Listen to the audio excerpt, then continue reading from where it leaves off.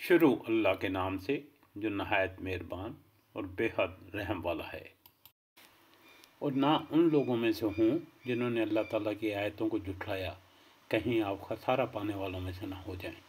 यकीनन जिन लोगों के हक़ में आपके रब की बात साबित हो चुकी वो ईमान न लाएंगे, वो उनके पास तमाम निशानियाँ पहुँच जाएं जब तक कि वो दर्दनाक अजाब ना देख लें।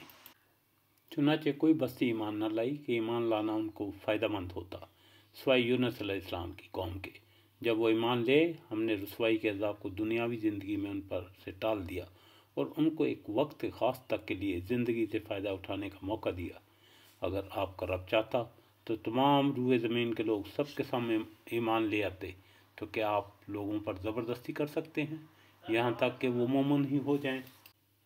हालांकि किसी शख्स का ईमान लाना अल्लाह के हुक्म के बगैर मुमकिन नहीं, और अल्लाह ताला बेअकल लोगों पर गंदगी डाल देता है।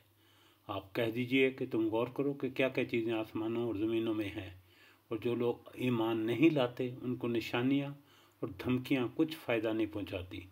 सो वो लोग सिर्फ़ उन लोगों के से वाक़यात का इंतज़ार कर रहे हैं जो उनसे पहले गुज़र चुके हैं। आप फरमा दीजिए कि अच्छा, तो तुम इंतज़ार में रहो, मैं भी तुम्हारे साथ इंतज़ार करने वालों में से हूँ।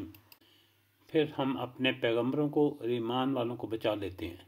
इस तरह हमारे ज़िम्मा है कि हम ईमान वालों को निजात दिया करते हैं।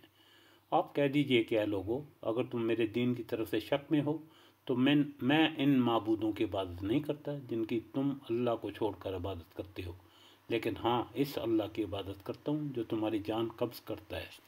और मुझको ये हुक्म हुआ है कि मैं ईमान लाने वालों में से हूँ।